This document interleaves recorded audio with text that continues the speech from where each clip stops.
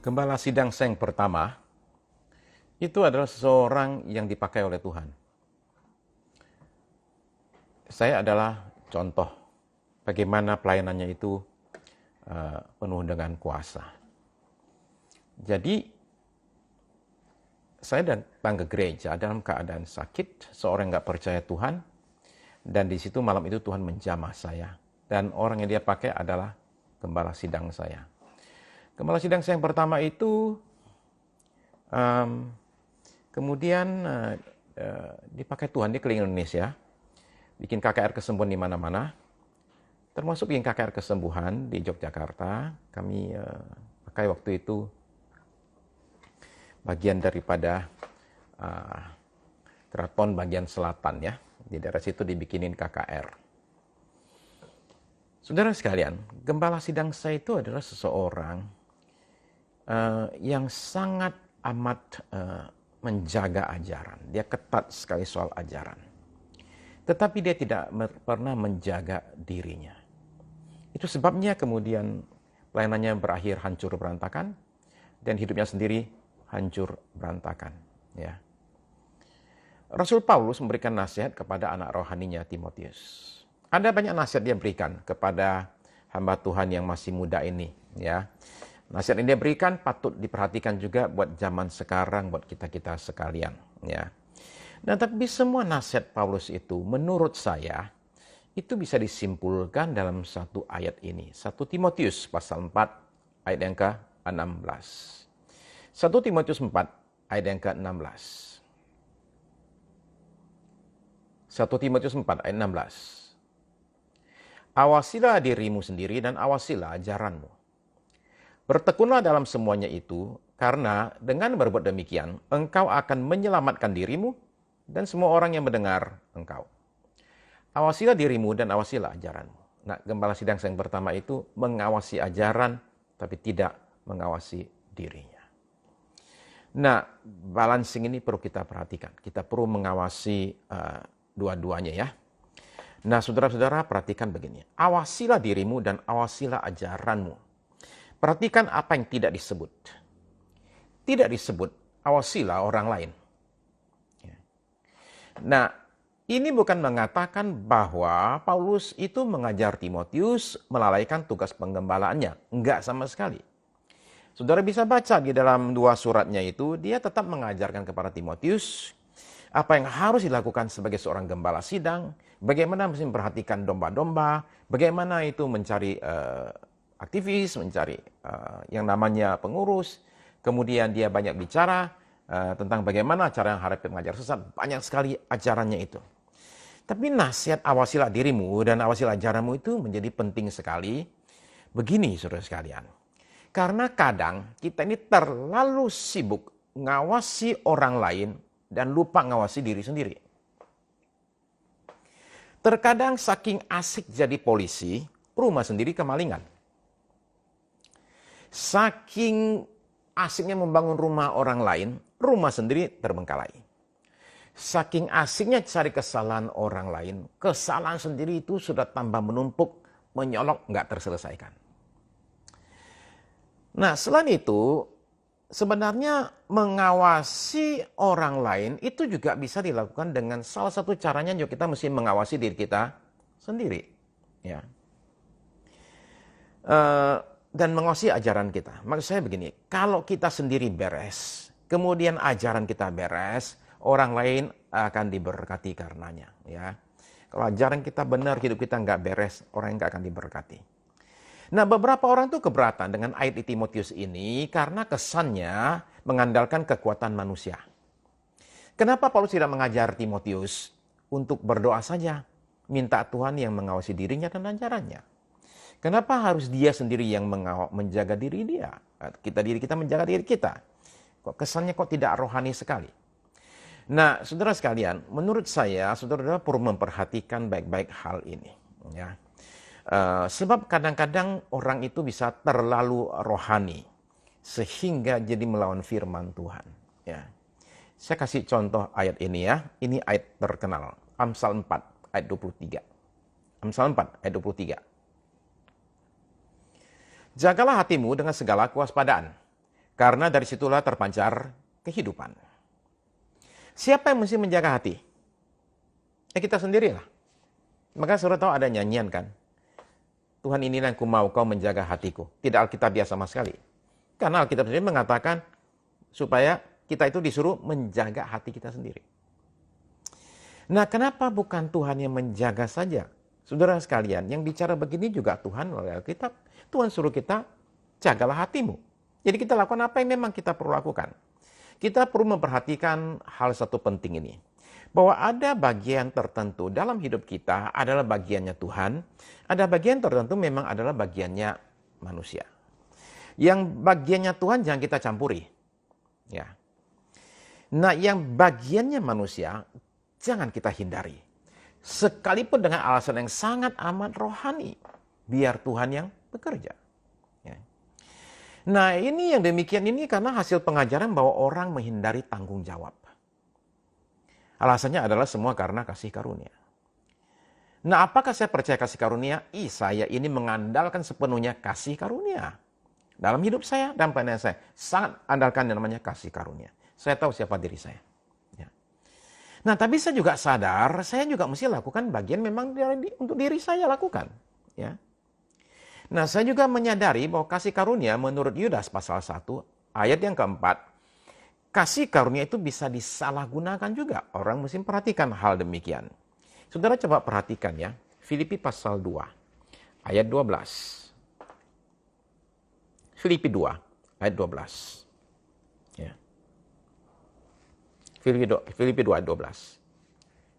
Hai saudara-saudaraku yang kekasih, kamu senantiasa taat. Karena itu tetaplah kerjakan keselamatanmu. Tetaplah ya, artinya sudah mengerjakan, sekarang diterusin aja. Tetaplah kerjakan keselamatanmu dengan takut dan gentar. Bukan saja seperti waktu aku masih hadir, tetapi terlebih pula sekarang waktu aku tidak hadir. Jadi kita diminta mengerjakan keselamatan kita. Tapi ayat 13. Karena Allah lah yang mengerjakan di dalam kamu. Baik kemauan, motivasinya maksudnya, maupun pekerjaan menurut kerelaannya. Jadi ayat 12 kita bekerja, ayat 13 Allah juga bekerja. Dia memberikan motivasi dan berikan kekuatan kemampuan untuk kita bisa mengerjakan keselamatan kita. Tapi tetap kitanya yang mesti bergerak, bukan diam saja. Saudara-saudara paham ya, bahwa ada bagian tertentu adalah bagian Tuhan, bagian tertentu adalah bagian manusia. Ya. Tuhan Yesus ajar kita berdoa. Janganlah membawa kami ke dalam pencobaan. Ya. Tapi beberapa orang itu justru sengaja cari godaan, saudara sekalian. Udah tahu di sana tempatnya setan, masih ke sana juga tuh. Jadi maksud saya menunjukkan bahwa perintah Paulus ini adalah perintah yang sangat alkitabiah. Nggak keliru sama sekali. Ya. Awasilah dirimu dan awasilah ajaranmu. Ya. Nah, nasihat ini nasihat yang pas untuk zaman ini. Awasilah dirimu. Apa yang perlu kita awasi? Ada 4 minimal, oke? Ada 4 yang minimal ya. 1, 2, 3, 4. Nomor 1, awasilah pergaulanmu. Siapa temanmu? Siapa yang saudara-saudara sering ajak diskusi? Habiskan waktu bersama. Ya. Apakah pergaulanmu membawa kamu semakin baik? Ya. Oke, Filipi ya, Filipi. Pasal yang kedua, ayat 12-13. Saudara sekalian, begini. Apakah pergaulan kita membawa kita semakin dekat dengan Tuhan atau justru sebaliknya? Coba perhatikan 1 Korintus 15 ayat 33. Ini ayat yang klasik. 1 Korintus pasal 15 ayat 33. Ini sudah seringkali dipakai. Oke? Seringkali dikutip, seringkali dibacakan.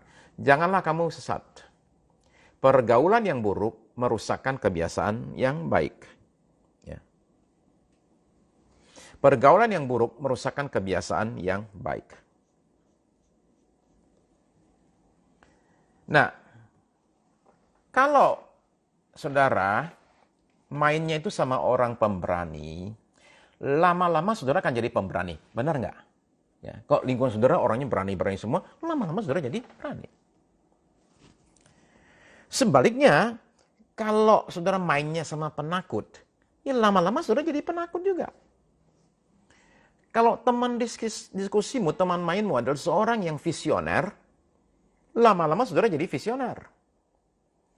Kalau saudara diskusinya itu, saudara sekalian, semua orang hidupnya nggak benar, lama-lama jadi nggak benar. Tapi mungkin ada yang protes. Pak, bagaimana dengan Tuhan Yesus, Pak? Yang bergaul sama orang berdosa. Ya. Jawaban saya begini, saudara sekalian. Dunia ini mana orang nggak berdosa? Semua orang juga berdosa kok. Kalaupun Tuhan Yesus sama Farisi, sama juga itu orang berdosa semua. Oke, saya ngerti maksudnya lah. Orang berdosa yang dijauhi oleh orang. Tapi perhatikan, yang dijauhi oleh orang-orang itu belum tentu orang jahat, saudara sekalian. Itu kan dikategorikan orang berdosa oleh sekelompok orang namanya Farisi. Yang pandang rendah orang tertentu, kerjaan tertentu, saudara sekalian. Ya. Mungkin ada yang tanya, tapi Pak, gimana Pak kalau ada hamba Tuhan melayani para preman, para pelacur demikian. Nah, saudara-saudara sekalian, jelas saya anggap begini, bedanya adalah begini. Bahwa seorang datang melayani, itu ketika dia datang, pola pikir dia sangat jelas. Saya masuk ke sini untuk mengubahkan mereka. Itu penting.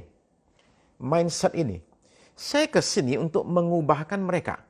Sehingga kita bisa jaga diri kita, jangan sampai kita balik diubahkan oleh mereka. Ya. Saya kasih contoh ya. Ini ada hamba Tuhan. Saya tidak sebut namanya lah ya. Saudara-saudara, soalnya kalau saya sebut namanya, saudara mungkin akan kenal dengan beliau.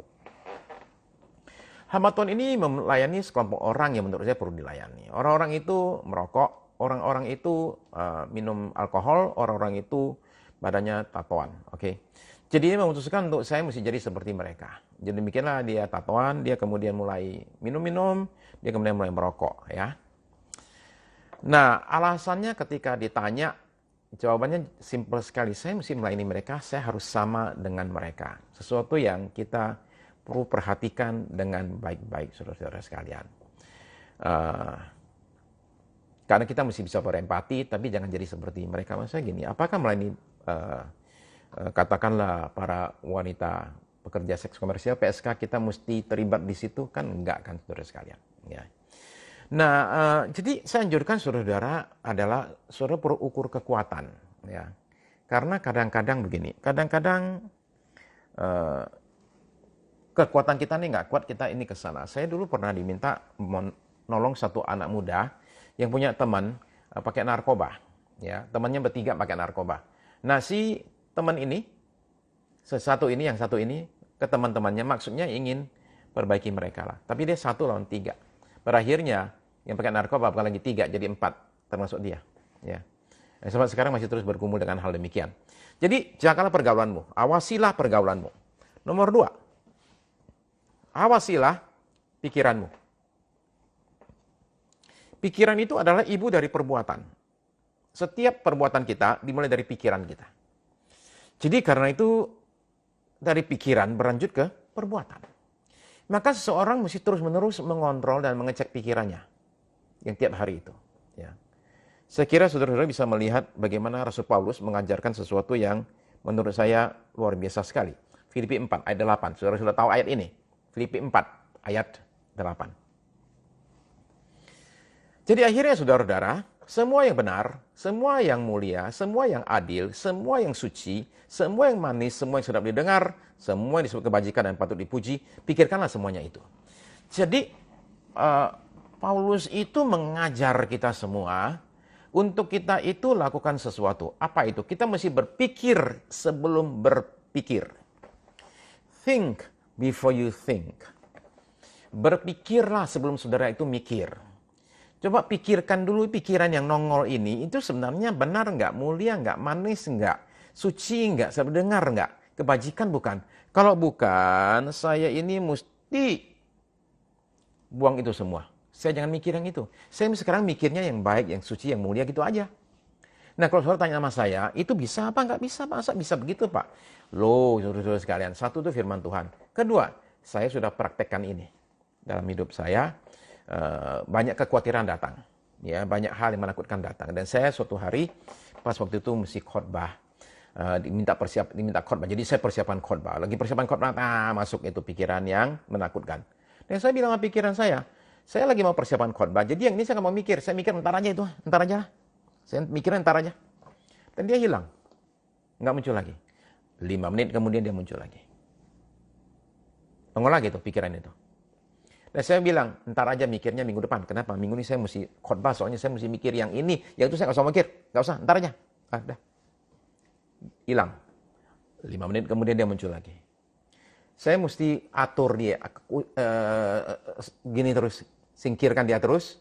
Sampai suatu titik, akhirnya nggak muncul lagi. Jadi saudara bisa nggak mengatur pikiranmu? Bisa sekali. Sangat bisa. Ya. Jadi awasilah pikiranmu. Okay. Nah, lalu kemudian nomor 3. Tentu awasi pikiran itu dari 2 ya. Mata dan kuping ya. Awasi matamu, awasi kupingmu. Perhatikan apa yang saudara lihat, apa yang saudara dengar. Oke? Ya. Oke, nomor 3. Jadi tadi pertama, awasilah. Yang pertama-tama itu pergaulanmu. Kedua, awasilah pikiranmu. Ketiga, awasilah tingkah lakumu. Hukum tabur tuai masih berlaku sampai sekarang ini. Apa yang kita tabur akan kita tuai nanti. Nah, apa yang saudara tabur sekarang ini dengan kehidupanmu, dengan perbuatanmu? Taburnya bagus apa jelek? Nah, karena saudara sekarang kita bisa menentukan kita mau menuai apa nanti. Dengan jalan kita menabur apa. 1 Korintus 9 ayat 27. 1 Korintus 9 ayat 27. 1 Korintus 9 ayat 27. Tetapi aku melatih tubuhku dan menguasainya seluruhnya, supaya sesudah memberitakan Injil kepada orang lain, jangan aku sendiri ditolak. Ya. Kurang lebih seperti tadi dia ajarin kepada Timotius. Jadi dia sekarang juga mempraktekkan, aku melatih tubuhku. Nah, saudara perhatikan begini, yang dimaksud dengan melatih tubuhku itu bukan dalam arti dia berolahraga ya, bukan ya. Karena kalau saudara, karena itu background dia kasih contoh itu sebenarnya itu olahraga. Jangan sampai saudara keliru bahwa masuk surga itu ditentukan oleh berapa gede otot saudara. Oke, bukan. Oke. Nah, jadi tubuh di sini itu bukan bicara tentang tubuh secara fisik. Tapi tubuh dalam arti perbuatan. Ya. Nah, saudara-saudara mesti melatih tubuh, menguasai tubuh kita. Artinya keinginan daging kita ini, tubuh kita ini bisa kita jaga. Jangan sampai dia inginkan hal-hal yang tidak baik. Ini yang dimaksud oleh Tuhan Yesus ketika dia mengatakan bahwa kita ini mesti ketika mau datang ikut dia, kita mesti menyangkal diri, kita mesti pikul salib. Ya, kita mesti sangkal diri kita, berkata tidak kepada diri kita, saudara-saudara sekalian. Jadi awasilah pergaulanmu, awasilah pikiranmu, awasilah tingkah lakumu. Terakhir, awasilah mulutmu. Tahu kata pepatah kan, mulutmu adalah harimaumu. Seringkali maksudnya orang tuh kena masalah gara-gara mulut. Ya.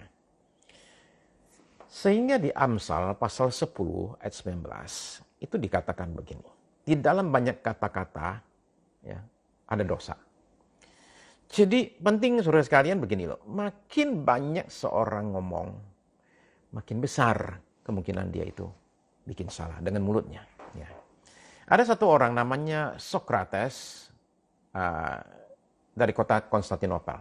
Sekarang namanya Istanbul. Ini bukan Sokrates yang sebelumnya yang di Yunani itu ya, yang filsuf itu bukan. Ini beda, orangnya beda. Ini orang Kristen, ya. Sokrates ini seorang sejarawan gereja. Oke. Dia cerita begini, ada orang datang kepada dia dan minta kepadanya, "Pak, tolong ajarin saya Alkitab." Atau kitab Mazmur atau apalah. Jadi Sokrates membuka Alkitab dan membacakan Mazmur 39 ayat yang ke-2. Mazmur 39 ayat 2. Bunyinya begini. Aku hendak menjaga diri supaya jangan aku berdosa dengan lidahku. Aku hendak menjaga diri supaya jangan aku berdosa dengan lidahku. Nah, pas baca bagian itu, mendadak si orang yang minta belajar itu, namanya Pambo, itu mendadak tutup Alkitabnya. Terus dia bilang sama Sokrates, bagian ini saya pelajari dulu ya, baru kita lanjut ya. Jadi dia kemudian keluar, tinggalkan Sokrates. Sokrates menunggu, ini murid datang lagi enggak? Dia tunggu, ternyata ini orang nggak nongol sampai bertahun-tahun, lama sekali. Akhirnya suatu hari, Sokrates ketemu sama dia nggak sengaja. Lalu dia ditanyain, kamu ini kemana aja? Kok nggak nongol? Saudara nggak, Pambo bilangnya apa? Dia bilang, saya lagi pelajari bagian Alkitab yang kemarin Bapak ajar itu. Jangan sampai berdosa dengan lidah. Saya lagi pelajari itu, Pak. Ya. 45 tahun kemudian, ada orang bertanya kepada Pambo ini, kenapa Anda tidak belajar bagian Alkitab lain? Kok cuma satu ayat ini dalam 45 tahun? Ya. Pambo jawabnya sama saja. Saya masih berhasil lakukan itu. Saya masih terus belajar. Saudara mungkin bilang itu orang heran ya. Tell me banget 45 tahun belajar satu ayat. Tapi saudara ngerti maksudnya. Pambo itu menyadari bahwa saya setiap saat kalau tidak hati-hati bisa berdosa dengan lidah saya. Ini contoh orang yang mengawasi dirinya sendiri terutama mulutnya. Ya. Jadi saudara sekalian, jagalah mulut kita. Pada zaman sekarang bukan saja mulut kita, karena komunikasi kita komunis zaman dulu kan komunikasi hanya pakai mulut. Kalau zaman sekarang kan bukan mulut, jempol, jari ngetik. Jadi perhatikanlah, jagalah saudara sekalian mulut kita dan jari kita. Oke, tapi sekarang tolong perhatikan Mazmur 141 ayat 3. Mazmur 141 ayat 3. Mazmur 141 ayat 3. Awasilah mulutku ya Tuhan, berjagalah pada pintu bibirku. Ini doa yang menarik sekali ya. Si pemazmur ini menyadari kekuatan mulut. Mulut punya kekuatan yang hebat, bisa positif, bisa negatif. Mulut bisa membangun atau menghancurkan. Mulut juga bisa menolong atau merongrong. Mulut bisa menyembuhkan atau melukai. Mulut bisa memuji atau memaki, memberkati atau mengutuki. Begitu perkataan sudah keluar, dia tidak bisa ditarik balik lagi. Nah, rumah tangga, hidup orang, perusahaan, gereja, keuangan, persahabatan, pekerjaan, sekolah atau kuliah. Pokoknya semua sisi kehidupan manusia bisa jadi hancur gara-gara mulut. Gara-gara berita yang nggak benar. Saya kasih contoh ya, berita bohong. Saudara-saudara, kalau ke Pontianak ya, jangan lupa, saudara-saudara mampir makan ya, oke? Itu ada bakmi namanya Oki. Bakmi Oki itu sudah ada waktu saya masih kecil di Pontianak. Tapi saya baru makan bakmi Oki itu tahun lalu, bayangin. Jadi selama 56 tahun itu saya nggak makan tuh bakmi itu. Saya ingat sih bakmi Oki sudah selama itu ya, barangkali 50 tahun ya. Mestinya sih menurut saya sih. Ya, ngetop lah pokoknya. Nah, saudara sekalian, bakmi Oki itu enak banget. Enak. Nah, jadi saya makan bakmi Oki dan saya bilang, wow, mantap. Oke. Nah, begini, beberapa tahun lalu si Oki ini terpaksa pergi ke lab. Kenapa dia mesti pergi ke lab? Dia mesti pergi ke lab karena ada berita bahwa si Oki ini ternyata kena HIV/AIDS. Oke, ya. Nah, jadi orang nggak mau makan karena yang bikin bakmi itu kena HIV/AIDS.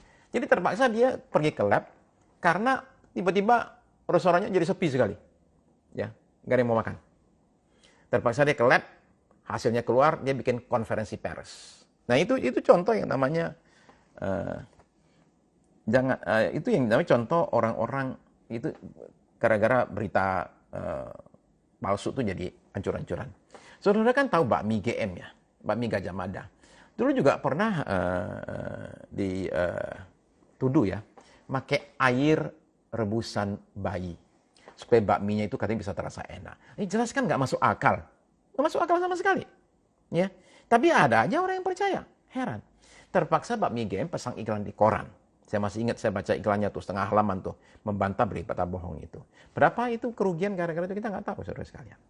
Saudara tentu tahu apa yang terjadi zaman-zaman dulu itu ada namanya Procter and Gamble.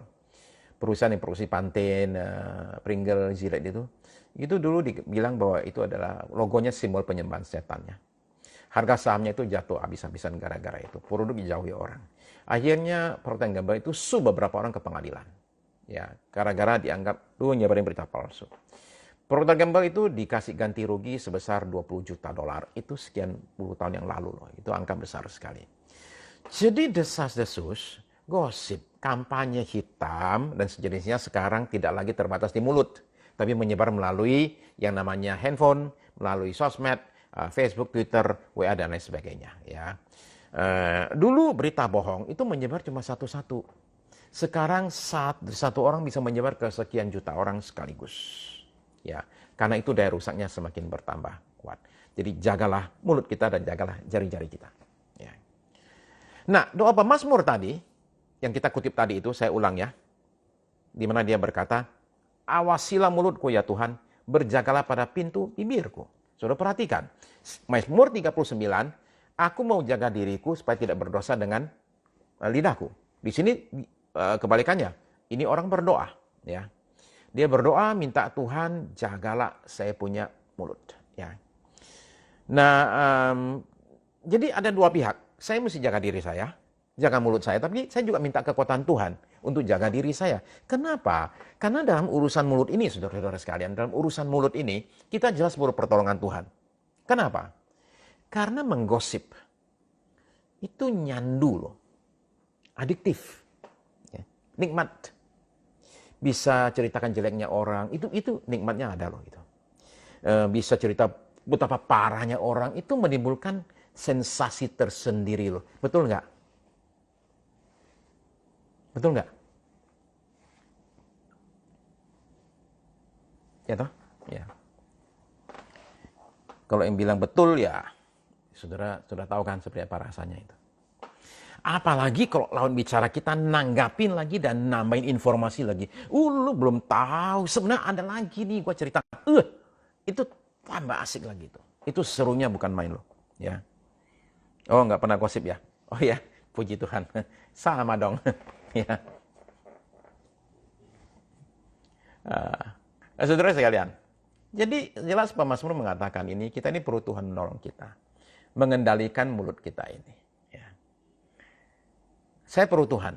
Tapi saya sendiri juga perlu lakukan sesuatu untuk menjaga mulut saya. Oke? Ya. Begini saudara sekalian, ini beberapa saran saja untuk jaga diri kita ya. Jangan terlalu campur dalam urusan yang bukan urusan kita. Ya.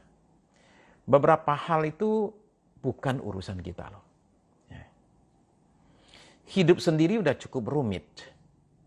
Ngapain ngurusin urusan orang lain lagi? Jadi saudara mesti hindari yang namanya gosip ya. Oke. Nggak bagus itu. Saudara perlu tahu satu hal ya.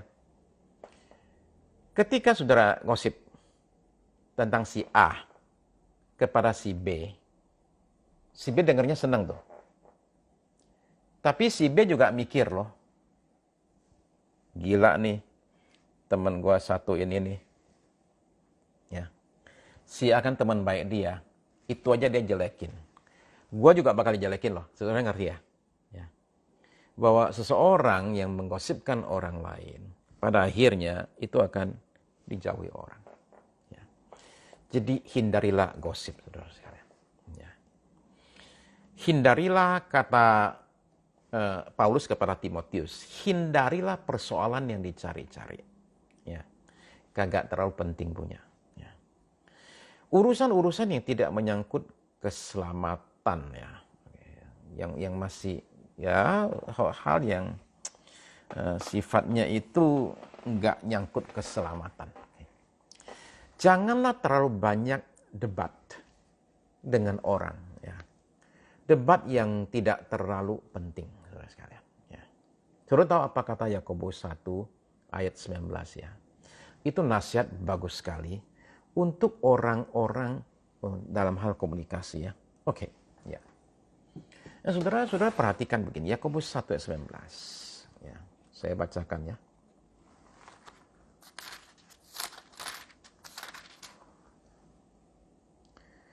Hai saudara-saudara yang kukasihi, ingatlah hal ini.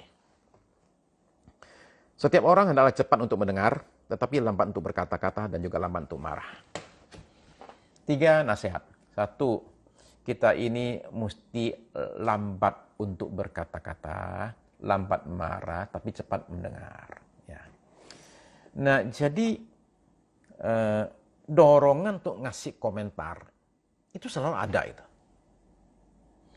Tapi kadang-kadang kita perlu belajar untuk menahan diri kita. Ya. Untuk tidak terlalu banyak bicara, lebih banyak mendengar. Ya. Sekali lagi saya katakan tadi itu.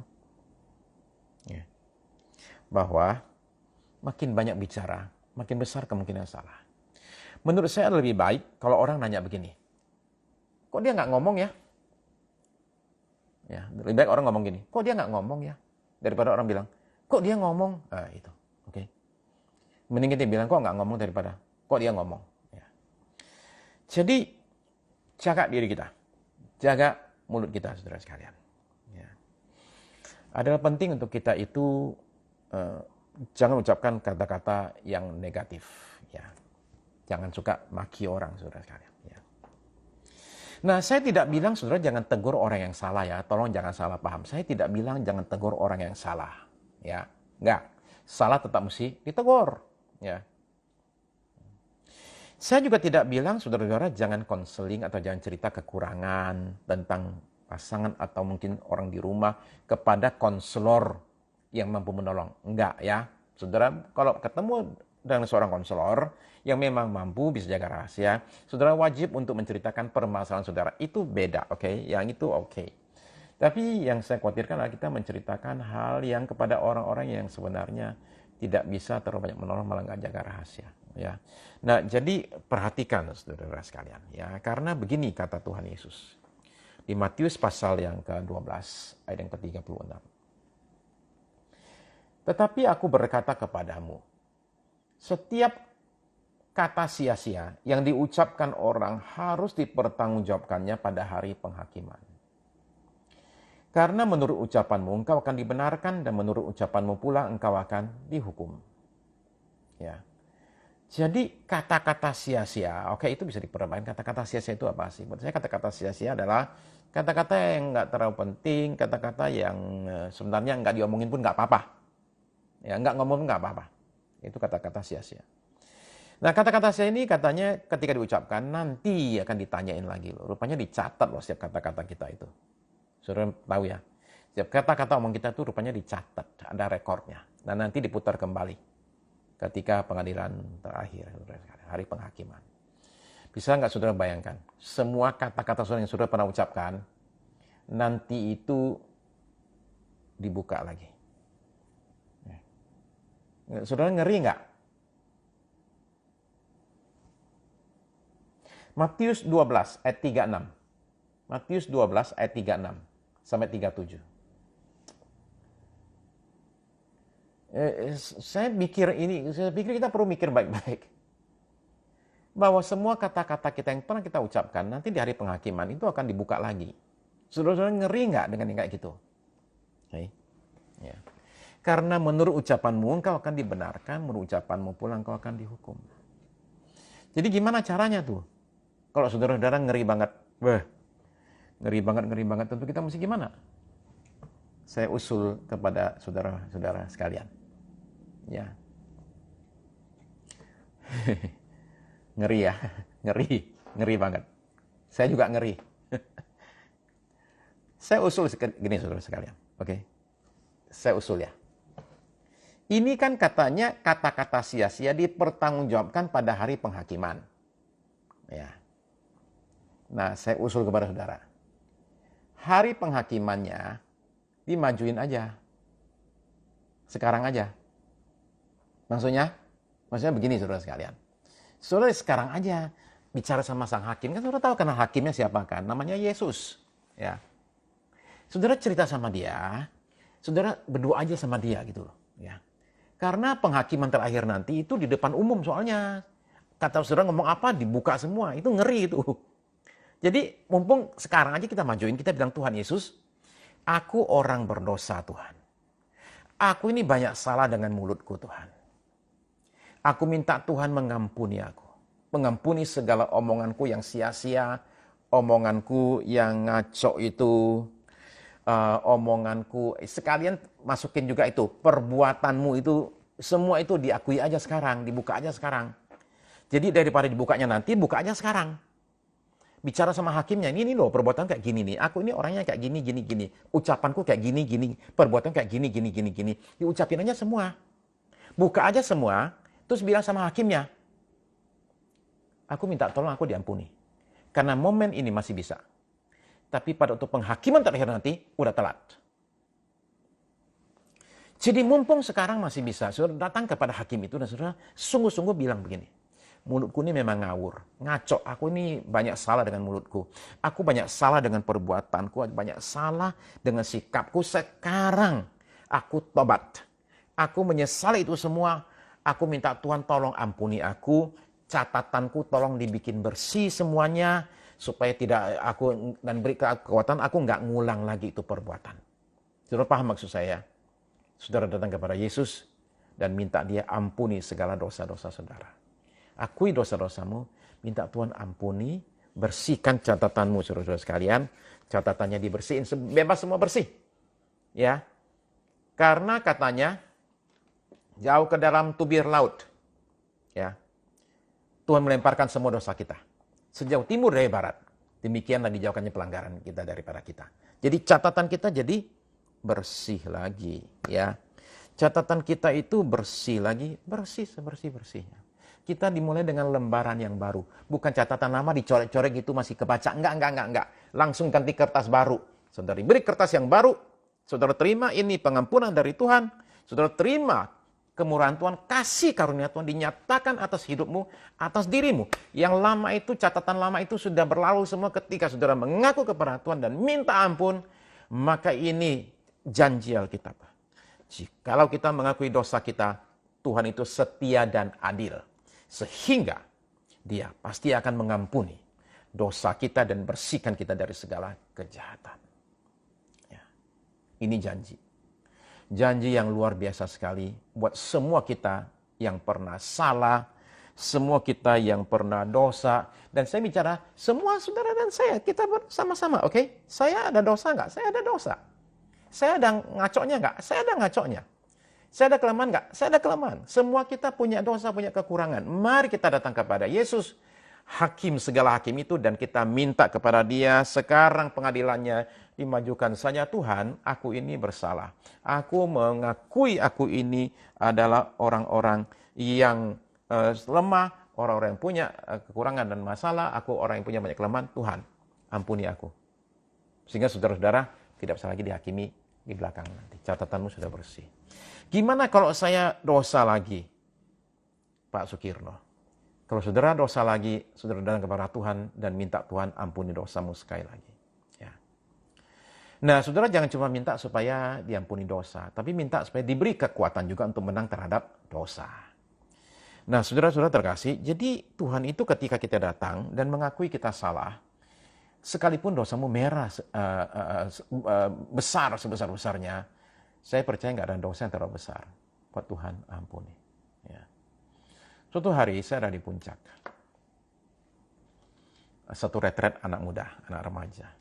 Dan jam 6 sore saya diminta untuk datang ke pinggir jurang. Pinggir jurang beneran.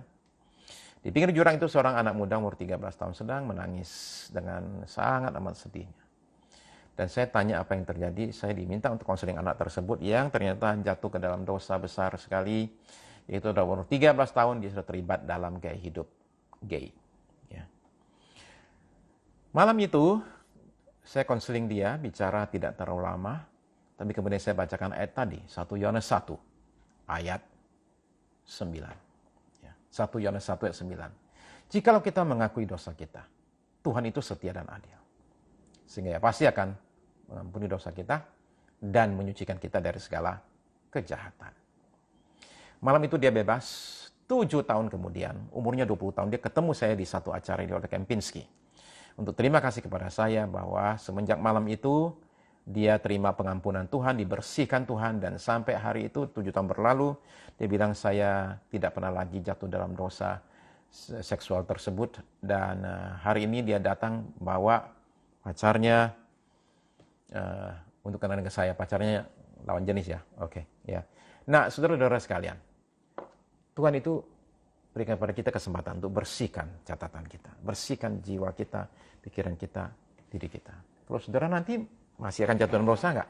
Iya, kita masih dalam daging ini. Mungkin setelah kita minta ampun sama Tuhan, kita masih bisa dosa lagi. Untuk itu, Tuhan itu mengatakan, ya kalau kita salah lagi, datang lagi kepada Tuhan, minta diampuni kita. Ya, karena pengampunan Tuhan nggak cuma satu kali. Pengampunannya itu terus menerus, saudara-saudara sekalian. Ya. Kita saja manusia-manusia yang lemah ini disuruh ampuni sesama kita 70 kali 7 kali. Ya. Itu bukan baru 90 kali, bukan. Maksudnya ampuni terus-menerus. Apalagi Tuhan sama kita. Jadi saudara-saudara sekalian, terimalah pengampunan dari Tuhan atas hidup saudara. Ya. Saudara terima kebebasan ini. Ya. Terimalah kelegaan ini, saudara sekalian. Sehingga nuranimu tidak menuduh engkau lagi. Ya, sehingga engkau damai dengan Tuhan, beres dengan Tuhan, saudara bisa berdoa dengan tenang kepada Tuhan, percaya bahwa saudara dengan Tuhan tidak ada lagi penghalang. Ya, mari kita terima pengampunan dari Tuhan, pembersihan dari Tuhan atas segala dosa-dosa kita, atas segala kengawuran kita, atas segala kekonyolan kita. Semuanya saudara sekalian dibersihkan oleh Tuhan atas hidup saudara dan saya. Ketika suatu hari kita maju untuk dihakimi saudara sekalian, kita sudah tahu satu hal, catatan kita sudah bersih. Ya. Dan bagi kita itu bukan lagi menakutkan, itu bukan lagi penghakiman, tapi untuk menerima pahala dari Tuhan buat kita sekalian.